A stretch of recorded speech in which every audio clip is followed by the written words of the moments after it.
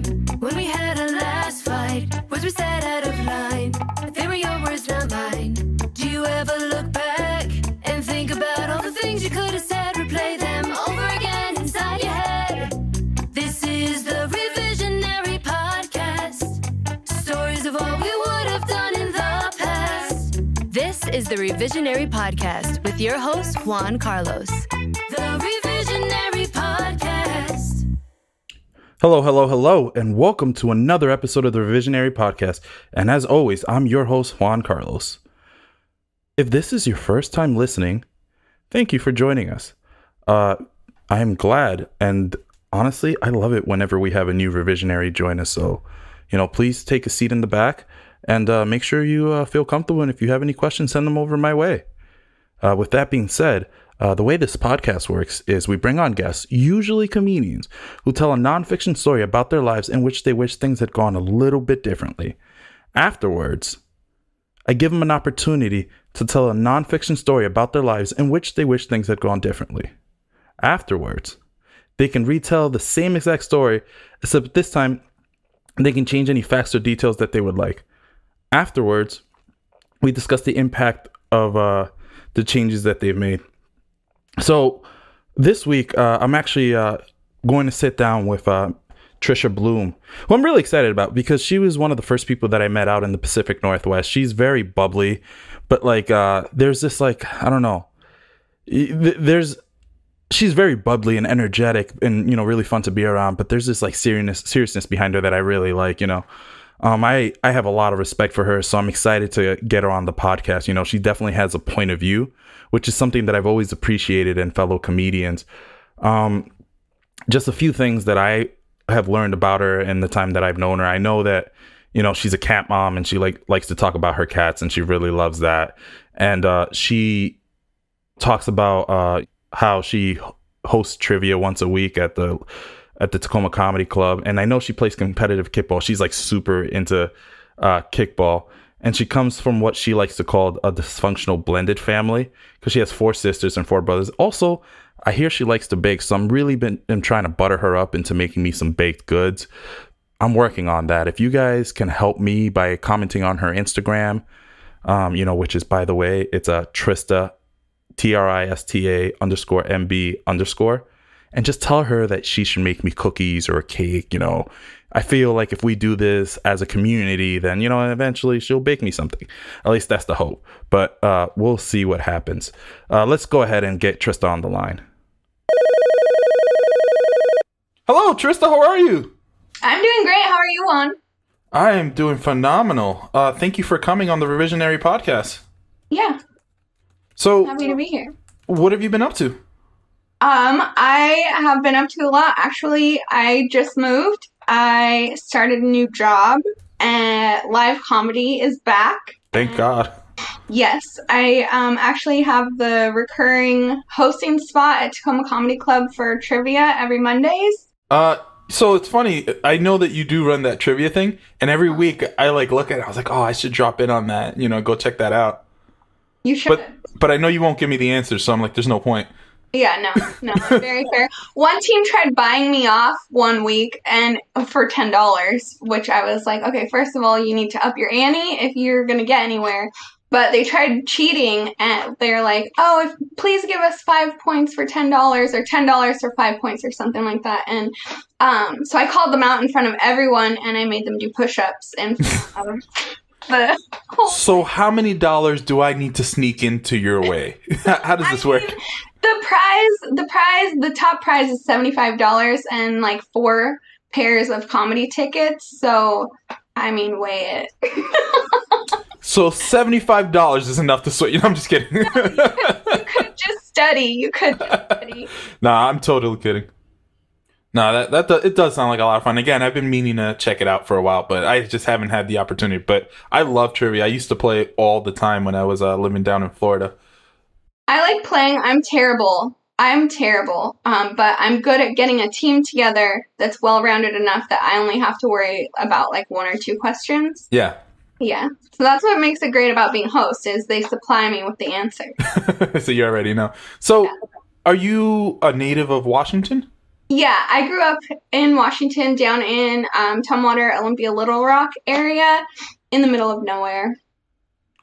So she says the middle of nowhere, but really what she means is all of Washington is the middle of nowhere. So that wasn't very specific. I lived on a dead-end road with 2 other houses, one on each side. Like, forest forever. We weren't allowed to stay in the house. Like, I don't think my mom really wanted kids because we weren't allowed in the house. We were all like, unless it was dinner time or bedtime, where she had to do like her parental duties, like feed us and keep us sheltered. Yeah, we weren't allowed in the house. I mean, she couldn't have done that bad, right? You've made it this far in life. Oh my god, that's a whole. I could do like 29 podcasts. And maybe you would understand. You know what? We might have to bring you back and have that conversation. So we'll do that. So how'd you get into comedy? Like, how did this whole thing happen? And how long have you been doing comedy? So I mean, with COVID, it's hard to measure now. My first night performing was November 5th, 2018. So it'll be 3 years minus COVID on November 5th. Because I literally. I did some bootleg live shows throughout lockdown, but, like, I didn't do any of the virtual stuff. I need the audience reaction, so I kind of was like, okay, well, if I can't do live, then what am I doing? Shut it down. But I actually got into comedy, by complete accident. I hate public speaking. I used to cry in high school when we'd have to give oral presentations, like begging, please, can I do this during lunch? Can I do it after school? I would stutter, I would turn red, I would cry, and it would just be miserable. I never wanted to speak in front of people. And I liked being a parrot of, like, dumb dad jokes, right? So, like, there was this old man I worked with, and we'd always share these stupid jokes, and I liked reciting them, like, oh, I bought a pair of sneakers from my drug dealer, and I've been tripping all day. Just dumb jokes like that, that I didn't write. And then my friend drugged me to an Anthony Jeselnik show. I didn't know who he was. I just was having I don't want to do anything day. He forced me to go. I saw Jeselnik and I was like, oh my god, this is the voice in my head. Like, he thinks all of the things that I think. This is awesome. And then his cousin had done a comedy class, told me about it, and I was like, no, I don't want to do that. But then I just had this, like, epiphany one day driving where I saw myself on stage telling jokes. And I was like, okay, I could take this moment and it can just be a thought that was in my head and I can move on, or I can pursue it. Like, I can try it out, see if I like it, and do more, or I can just get it out of my system and never have to do it again, just try it out. Right. And so I took the comedy class. They were telling you, you need to go to mics, you need to practice. And I was like, nope, I'm not talking in front of anyone. But the graduation is you have to talk. It's at Tacoma Comedy Club. You have to perform in front of the whole club. And I'm like, nope, I'm not telling anyone about it. I'm not promoting it. I'm not doing anything except going on the night of and getting it over with. Right. And I, like, rehearsed by myself. I have a really bad problem rehearsing in front of people. So, like, I will only rehearse in front of myself. And then the night comes and I'm like, ah, and I do it. And I just get this moment of, like, zen being on stage. Like, this feels right.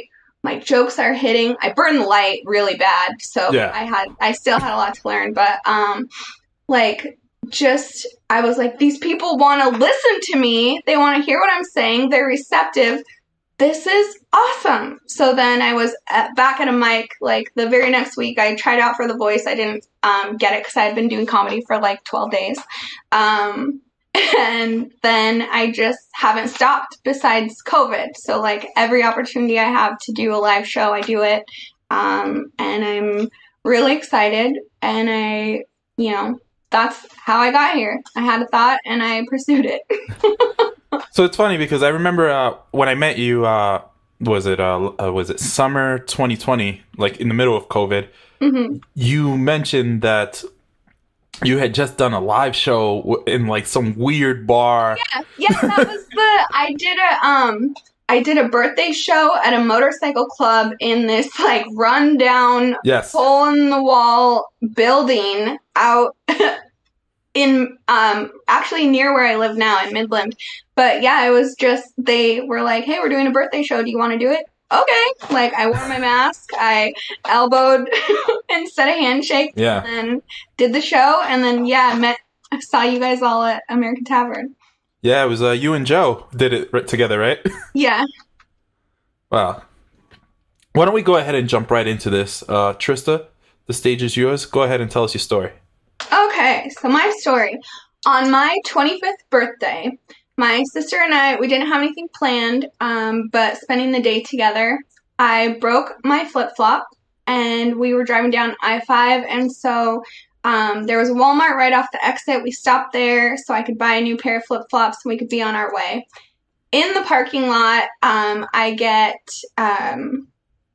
stopped by this dude, and he sells me 3 magazines. And we end up starting conversation, and, you know, I tell him it's my birthday, and he's like, oh, we're here on the road. I go all over the country selling magazines. Come hang out with us. So we're like, okay. So we drive up to Kent later that night, go to this river party.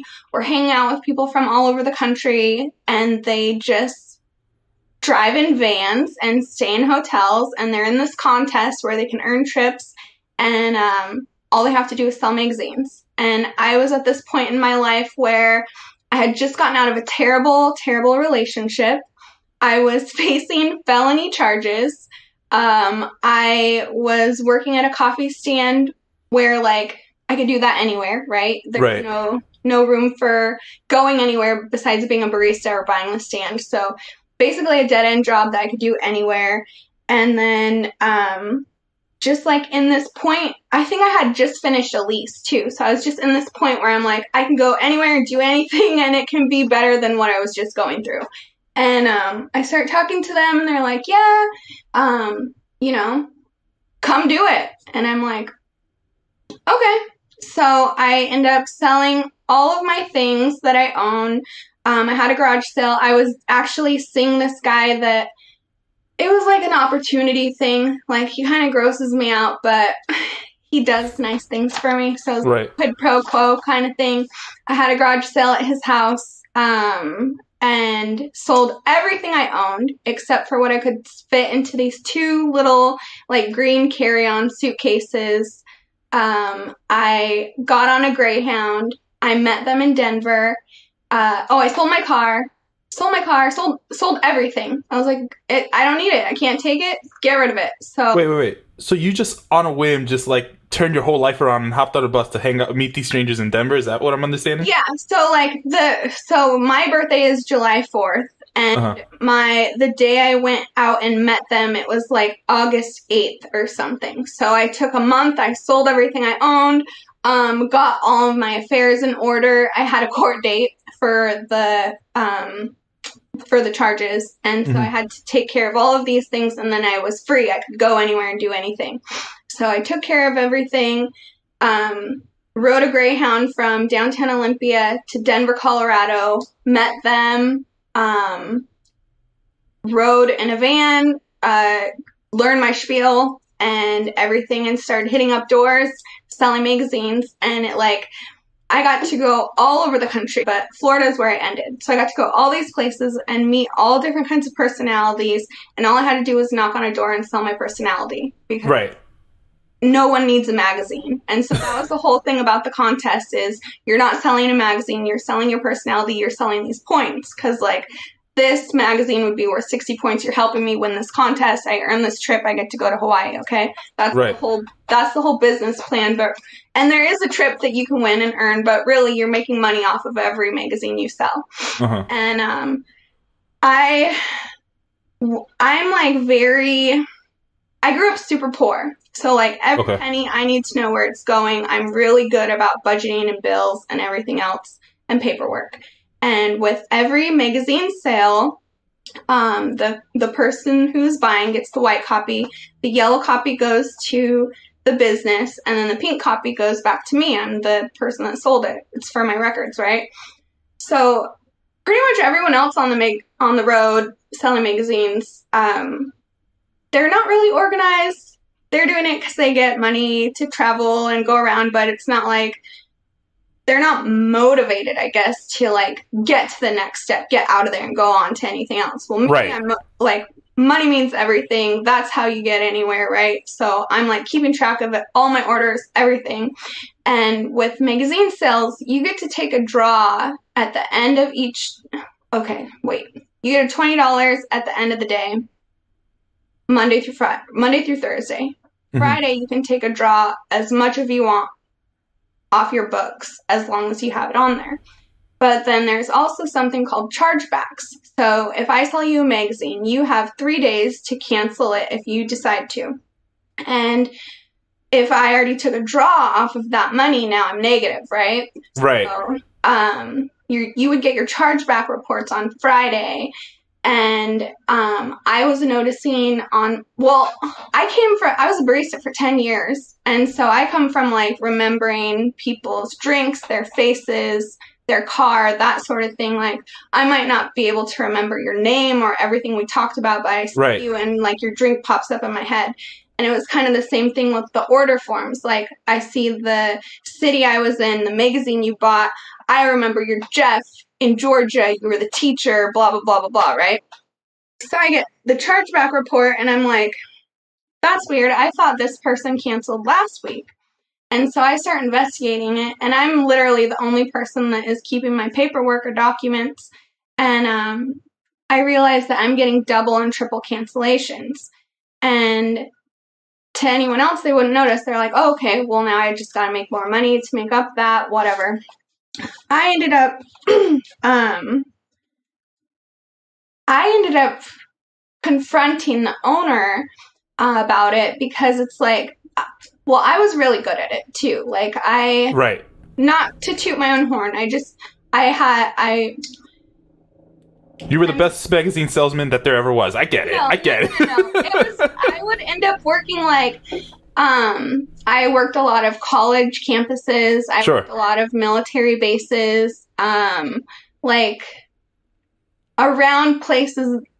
I knocked a lot of neighborhoods too, but I preferred working those places because I could get you to think I was there for a reason and get you to buy a magazine more willingly. Like if I worked at a college campus, the first thing I would do is go to the student store and buy their shirt because then it looks like I belong there, right?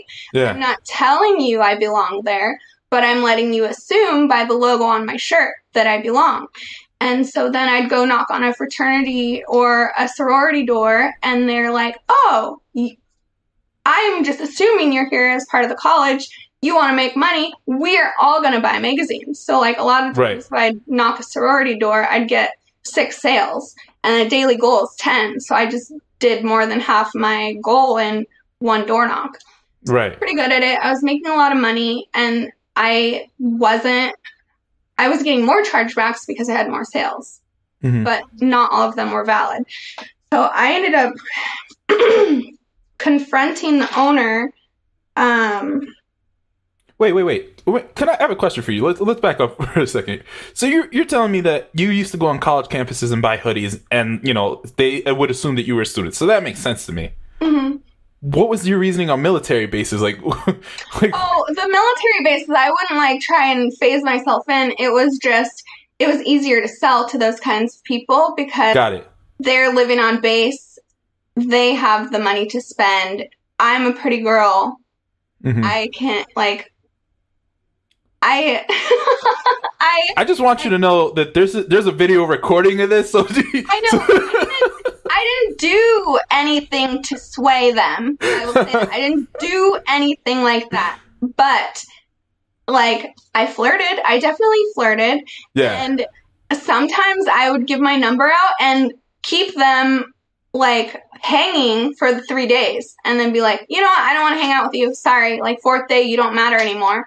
And then they can't cancel. So Thank you for confirming every single time I thought a woman was manipulating me. Thank you for the closure. But one of the biggest sales I ever got on a military base was from a woman. I sold her 7 magazines. And so... Nah, I believe it. Look, I'm teasing you about this, right? Like, I'm 100% teasing you, but if we're being completely honest here with you, one of my first jobs was as a debt collector on student loans. And I definitely had a demographic. Like, that women between the ages of 25 to 34, that was my bread and butter. That's where I made all my money. Because, I'd get in there, lean back in my chair, and my voice become a little bit like, it's okay. I can help you get through this. Whatever you need, I got you. Exactly. You know what I mean? Hit them on one of those. I'm here for you. Here for you. I'm here to support you. We're going to get through this together. Yep. I used all those lines. I just need you to pay me first, though. But then we'll get through this together. I was like, let me get your bank account information. Don't worry, I got you. I'll take care of you. No, but it's with any job. You use your qualities, right? Sure. I'm a cute, funny girl. I'm going to play that up. You think Sure. I do the same thing when I get pulled over. I act like a dumb girl. I know exactly why I got pulled over. I was doing 15 over. But when you tell me that I was speeding, I'm going to go, are you sure? Because I had my cruise control on. I don't know how I could be speeding. And then I get out a ticket. Like... Which is funny, because when I flirt with cops, it never works. They're like, sir, get out of the car.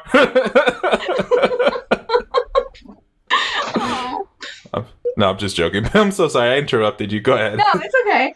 But yeah, so I ended up, I guess I should set the stage, right? You need details. So we're staying across the country at like Days Inn and whatever they're affiliated with, because the owners had like a discount card. Like if they had so many bookings, you get so many free. So we'd always stay at like a Days Inn. And then we had like 6 white cargo vans that could fit like 12 people each. And so we're like taking a big piece of each hotel we go to. And then we would use like the conference room in the mornings. We would have sales meetings, motivational meetings and stuff. And then at this point we're down in Orlando, Florida. But like we would go, there's something called a spur crew. So a spur crew is where like you take like a smaller group of people and they get to go off to a different area while everyone else is like over at the main spot. So like when... Wait, so do you get to... So, okay, let's back up here for a second. Yeah. So when you arrive into a city, right? You're in Orlando.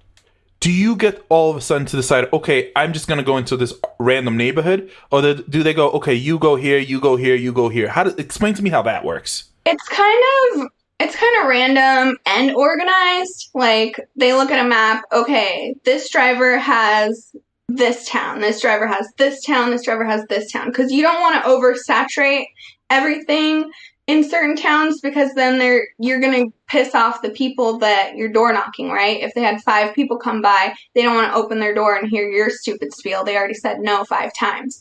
Got it. So they would try to spread it out. And then like, say we're in Tacoma. Tacoma's where we're staying, but that's not where we're knocking. So like if we're staying in Tacoma, you might be driving up to Bellingham. That would be a spur crew. So a group is going to go stay in Bellingham for the weekend and sell, while everyone else is like down. There's one van working in Chehalis and one in Snoqualmie and one in like they could even go as far as Yakima, like they're all in the same state at the same time, but they're not all in the same place. So if those of you guys who are listening and are not from Washington, I live in Washington and I still don't know 60% of the places she just named. So don't worry, you're not alone. So let me ask you this question. How did you know that you'd be safe? Like it sounds like you just met some random guys. I have always had like a feeling, I guess. Right. Like if I feel good and feel right about something, then I'll do it. But then if and when I get that bad feeling, then I'm out. But like being around them before I joined, like I didn't get any bad vibes. The very first night I hung out with them when we went to that river party, like JJ was from, I want to say Chicago, but I don't know if that's right. But then like Josh was from Ohio. There was someone else from like a landlocked state. They had never seen the ocean. And I was like, you know what? Let's drive to the ocean. So we drove to the ocean at like 2:00 in the morning, and then we like hopped a fence and stayed on some patio chairs around a pool and slept, and then we drove back at like 6 in the morning. So we went to the ocean. But that I just have always been like, oh, adventure time? Okay, let's do it. Like, yeah. So I didn't. My safety wasn't guaranteed, but got it. Anyways, yeah. But, I mean, that's how you get the best stories, right? Right? Yeah, that's when I was coming up with this. I was like, okay, well, I could have picked something different there, and I could have picked something different there, and then, you know, my life could have went this way, but that's boring. Like, making all the right decisions, you don't get good stories out of that. That's boring. Absolutely. So what happened next? So we were staying at a Days Inn in Orlando. Right.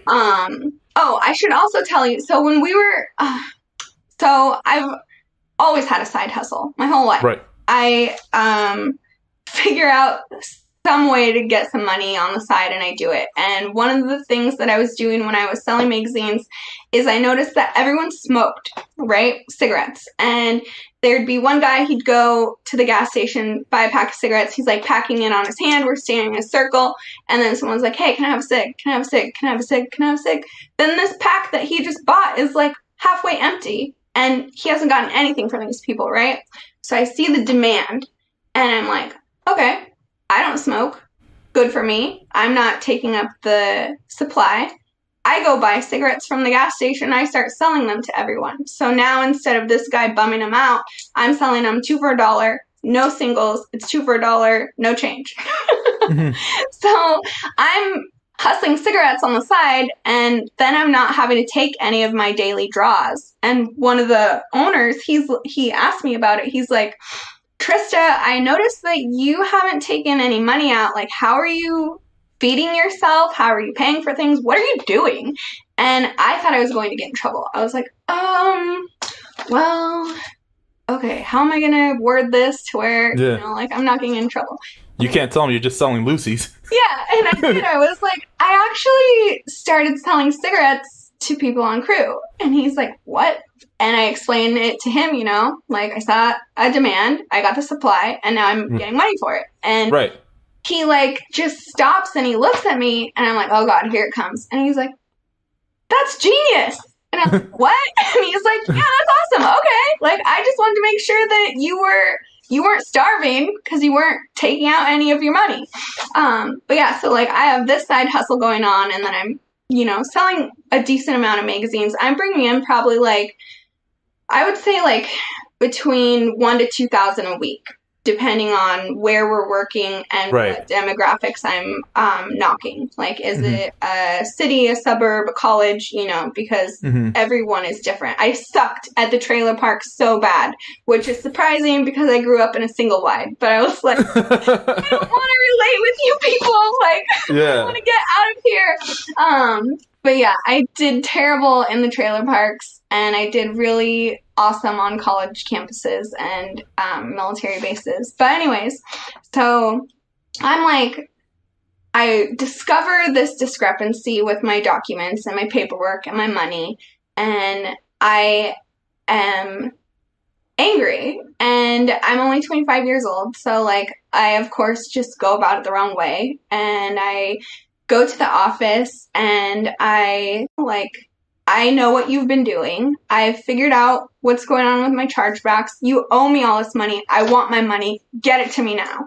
And, you know, not trying to have a civil conversation or anything, just freaking out. And it gets heated. He's telling me, like, he wants to prove to me that he's not stealing from me, but the reports that he can generate will take like a year to get, and they're coming from Wisconsin. Yeah, it's just like garbage.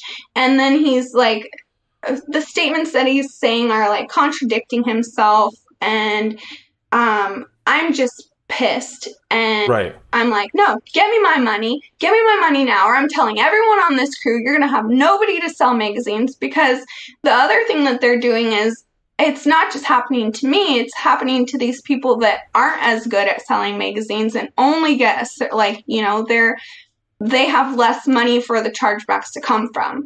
And they've been on the road longer, and like they'll send you home. They'll pay for your way home, but your books have to be positive. And so if they're doing chargebacks and your books are negative, you can never leave. You have to go back out there and sell magazines and get your books to 0 or positive before they're like, okay, you can go. So they're just creating these lifers, and then they're imprisoned there basically. And I'm telling everyone's going to find out, I'm calling people. It's not just the people that work here. Like, I'm telling everybody. And he ended up like, there was a safe in the room, and he kept like eyeing the safe and looking at it. And I got the feeling that there was like a gun or something in there. And the situation just, like, I knew I needed to leave. And so instead of moving forward with any of the like threats that I was making that I should have followed through on, of letting everyone else know, notifying someone that they're like embezzling money and taking money from their employees, I just accepted my bus ticket home and I left. And I ended up, I got stuck in a snowstorm in Dallas, Texas on Christmas. And then I got my cell phone stolen in LA at the bus station while waiting for a Western Union payment.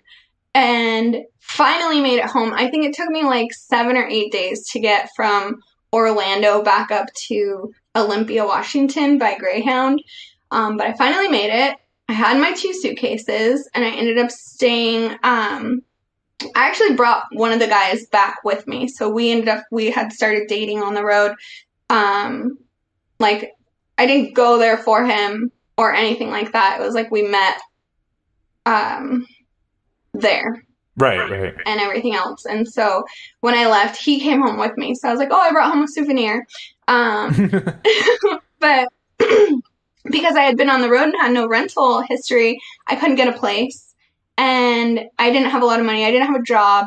And so we ended up living in like an extended stay hotel for like 7 months, I think, until I could find a place where they would rent to us with this gap in history and him living, because I think he sold magazines for like 4 or 5 years. Right. And I was not there that long at all. But yeah, so that is my story. So let's jump back into this and tell me, what would you have done differently? How would you have revised it? I would have followed through with my threats.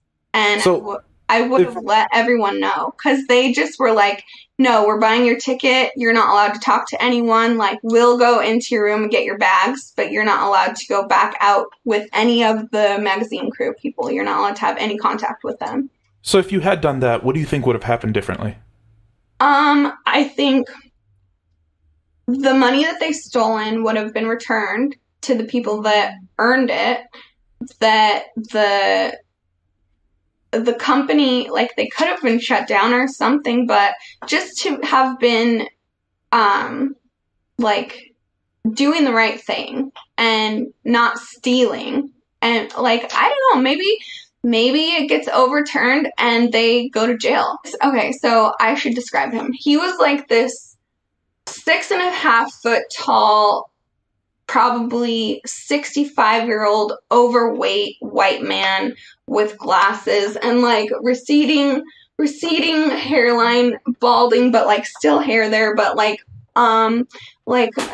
strawberry blonde color, old person glasses. And then he always wore this really big amber amulet that had like a mosquito stuck in it. And he had like some Jurassic Park story that went along with it, but it was probably something that he bought at like a flea market and right. The story to go with it. And he was from Naples, Florida, and he like looked exactly like he had the beachy Bahama shirt on with like the khaki shorts, and then the crew white socks with the like Petey Carroll white sneakers, you know. No, I don't know. My sister and I have a Pete Carroll wears like these dad sneakers, and like they're the white sneakers you see on dads. And I know what you're talking about now. Okay, Petey Carrolls. Gotcha. Okay, good to know that you let me in on the lingo. Yeah. So let me ask you another question. How do you think the situation would have occurred if you had gone in and approached it a little, let's just say, civil conversation with you came in less hot.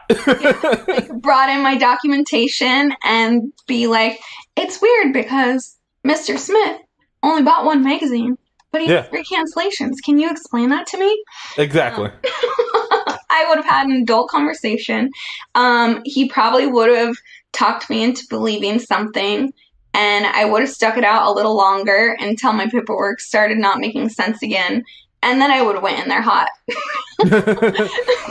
So let me ask you this too. And I don't mean to jump into your financial situation, right? Yeah. But you said that you were pulling in $1,000 to $2,000 a week. Mm-hmm. And it sounds like they were paying for your housing, mm-hmm. right? And so it really sounds like to me like most of your money was going to food, right?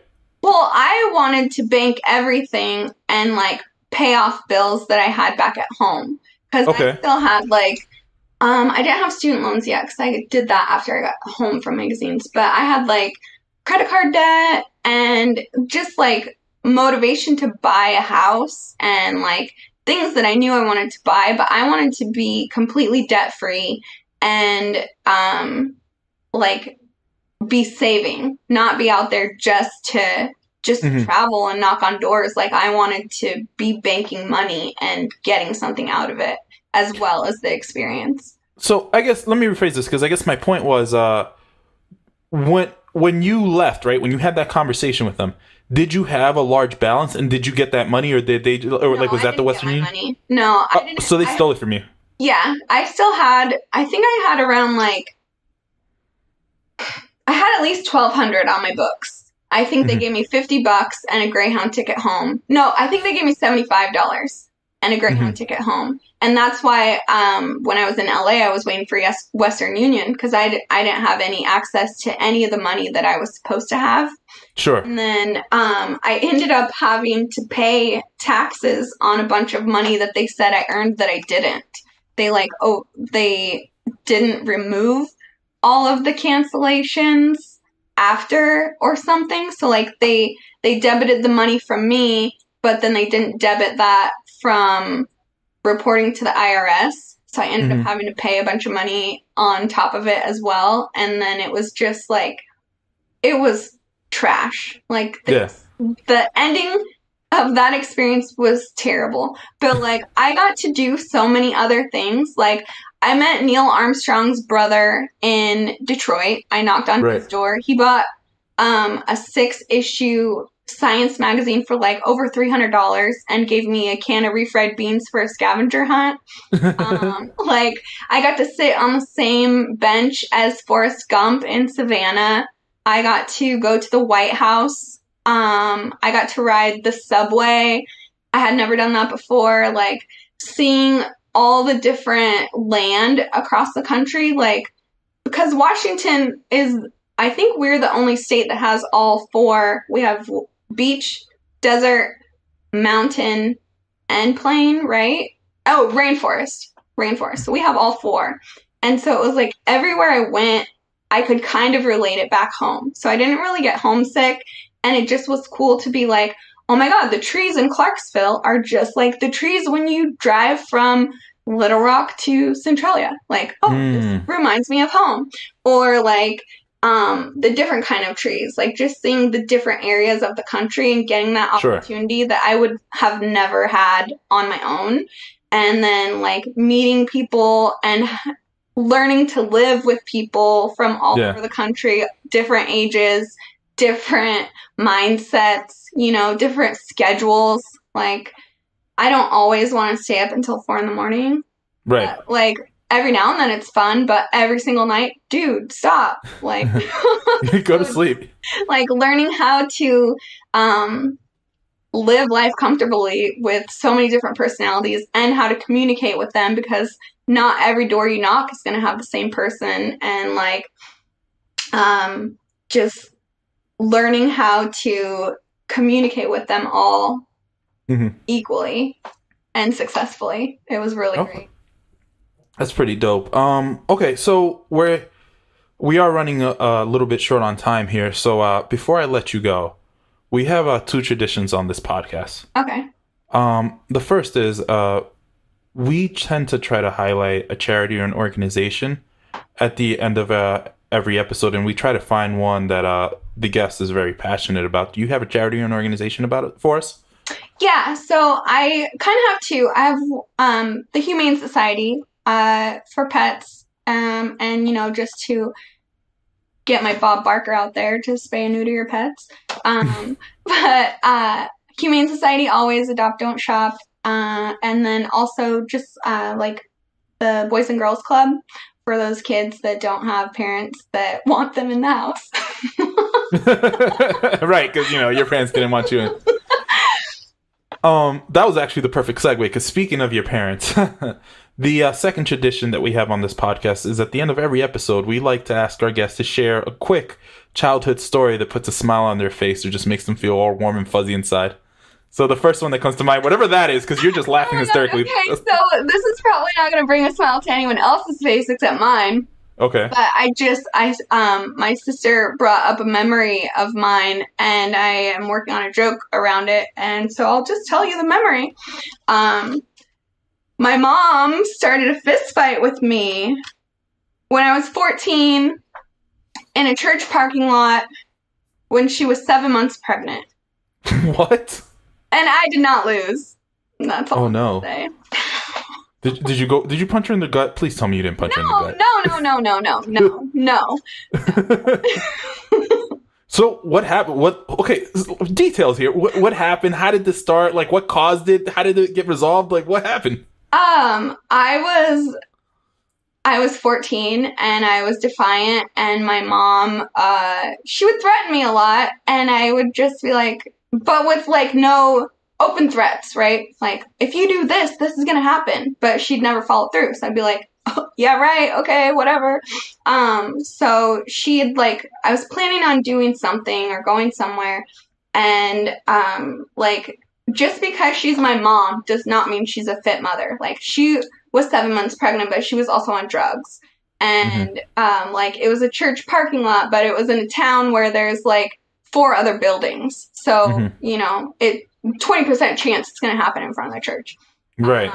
But yeah, it was just a disagreement, and she took it physical. And so I like fought her off. She was like pulling my hair and trying to punch me and push me down. And I just kind of pushed her off of me, got up and walked away.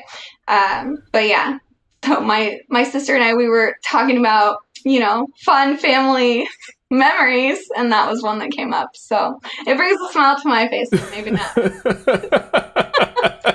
You know what? I did say whatever makes you happy, so that's perfectly fine. Trista, I want to say thank you so much for coming on the Revisionary podcast. I'm sure our Revisionaries loved hearing from you. Oh, thanks for having me.